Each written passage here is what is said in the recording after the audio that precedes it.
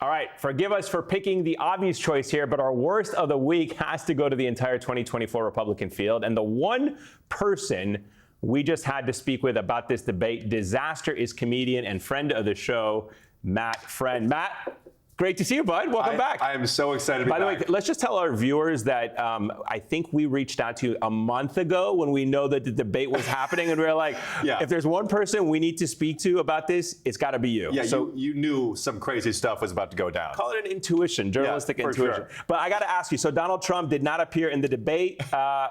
What do you think he was thinking watching? Excuse me. You are such a nasty guy.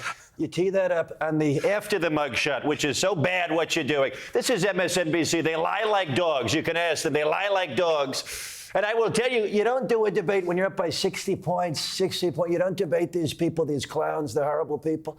And you would know that if you watched my Tucker, which was a great conversation. But there was no point in debating against Rob DeSanctimonious and Vivek, who's just a nasty guy. Some are saying you're related, probably. But that's who knew they gave him a show, right? But Nikki Haley, who's a witch, and Mike Pence. Mike Pence is just failing. So you don't do that. You don't do that. All right. What a bad guy.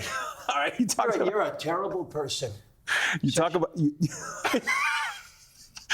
I need character. Get me out of it. I don't know how, to be honest with you. That's the problem. All right, so you talk about Ron DeSantis. Ron DeSantis, some people said he was the real loser in this debate. What do you think he was thinking throughout all of this? Yeah, I mean, well, look, first of all, here's what matters most, okay? When I become the president, come high noon on Jan 20, I take the oath of office. You don't coddle someone like Fauci. You sit him down and you say, Anthony, you are fired.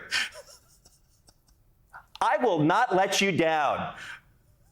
Okay, that was Ron's response. I just want to know, what was going on with when he was smiling.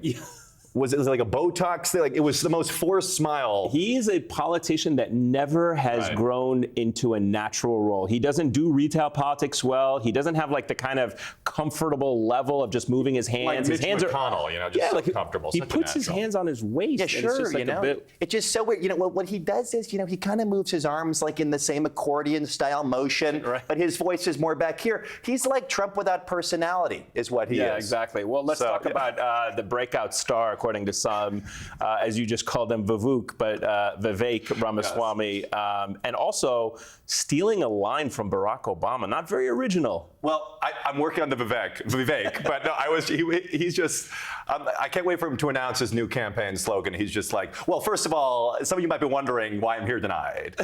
And that is because I'm just a skinny guy with a funny last name who's eager to share my new campaign slogan. Yes, we can. I invented that. I'm like, I think Obama would be upset, actually, at Vivek Ramaswamy Melania Trumped that. Right. Full on just taking his moves. It was amazing. Is it hard for you to study these guys, or are they all have such distinct characteristics that for you it's just so easy to kind of pick up on them? I mean, honestly, a lot of them are just in my mind so much. I mean, are you traumatized? Do you when you have to sit there? When I see DeSantis try to smile, that's the traumatizing. Or McConnell freezing. But no, honestly, what do you do to just do you take a cold shower and just be like, I gotta wash this off of me because you're walking around all day? No, honestly, it's just, these guys are like actors, basically. Right. It's like I'm watching a movie, which I know is a frightening thing to say because this is politics and they're dramatically impacting our lives. But it's entertainment, honestly, as horrible as it is to say. But I feel disgusting.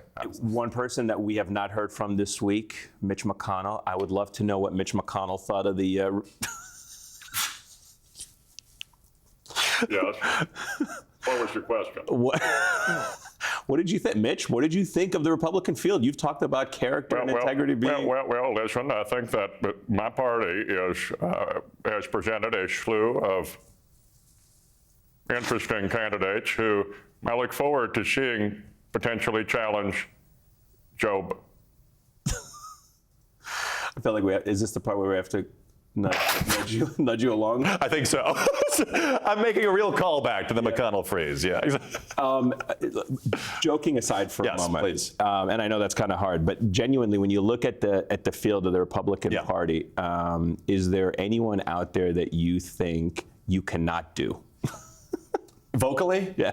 Or just as an impression? As an I impression. mean, Nikki Haley would be really tough to Yeah. do. Chris Christie's a little like, there's not much there to pick apart. But I mean, DeSantis just kind of has that nasal thing. Yeah. I mean, I wish George Santos was running, because who wouldn't love a little Do you think he Santos? was watching that debate thinking like, I can talk my way He wants to into get in on this. You think he would? But yeah, no, I mean, there's just so many of these crazy figures. It's Right. it's wild. I mean, it's overwhelming, honestly. I'm like, I don't know what to do with myself. It's like the Academy Awards of politics. I saw your mugshot impression of Donald Trump. Yes.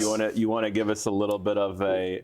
How do you think that went inside in the jailhouse? Do you think they were Well- like blue steel? Well, first of all, what you're doing is another classic MSNBC setup. You're tricking me, and I will tell you that they're locking up their political opponents. And some are saying that I am the Prigozhin of the United States. And that Biden is the Putin, because next thing you know, they're going to come for me like that. And it's very dangerous territory because no one's talking about locking up Hunter Biden and the Burisma laptop. So it's our look at Amen, Yaman, like Jamaica. And frankly, it's just horrible. So they're going to put me behind bars, and it's just very unfair. China, very unfair. You think they would do that to you in China? I think potentially Xi would do that. Potentially Xi would do that. He had a lot of respect for me. Tremendous respect. How do you think it's going to play out with Trump in the campaign and the indictments? I mean, do you think he's becoming more and more unhinged when you're looking at like the social media posts? He's going after the prosecutors and the judges, but then he's going on never surrender and like selling mugs. I think he's definitely becoming more unhinged, which is kind of hard to imagine, honestly. I mean, he just had he's marketing his mugshot, which obviously we knew he would do. Yeah.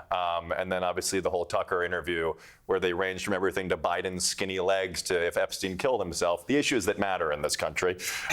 So it appears that he is progressively losing his mind. But I would be very interested to see how he performs if he is behind bars, which it's seeming like he will be as the days go on. It'd be funny, the basement and behind bars, Do you think Tucker Carlson? Do you think Tucker Carlson regrets not being at Fox during these presidential debates? Well, first of all, I really resent the setup of the question.